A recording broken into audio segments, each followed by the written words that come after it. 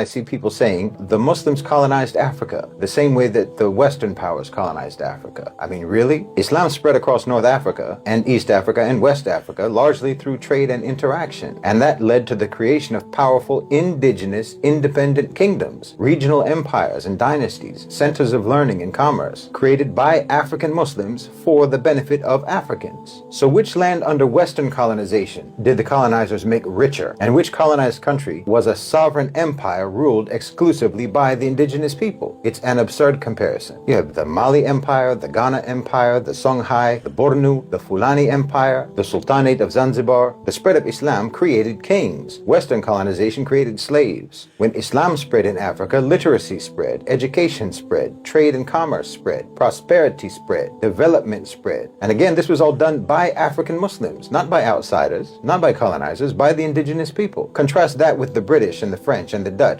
and their colonization, and then still tell me that the Muslims were colonizers. Well, the difference is night and day. They de-developed Africa. They plundered Africa. They subjugated and destroyed Africa. When I tell you that the countries of the Sahel were among the most developed and richest lands in the world, you can't believe it today. You see how things are now. The poverty, the lack of infrastructure, the violence, and the instability. Well, the only reason it's like that is Western colonization. Those lands, the lands of the Sahel, were the envy of the world, and you made them, according to Frantz Fanon, the wretched of the earth. We spread prosperity and you spread misery. We built and you tore down. We produced and you stole. Again, you can't try to say that your colonization spread through trade and missionary work. Again, that's what you're going to try and say. And that Islam also spread through trade and da'wah, which is like missionary work. And you can pretend that these are the same. That's because you're using trade, in your case, as a euphemism for plunder and theft. And the proof is in the poverty. Whereas in our case, it actually was trade and the proof is in the prosperity. You call what you did missionary work, but it was coerced conversion, subjugation, and brainwashing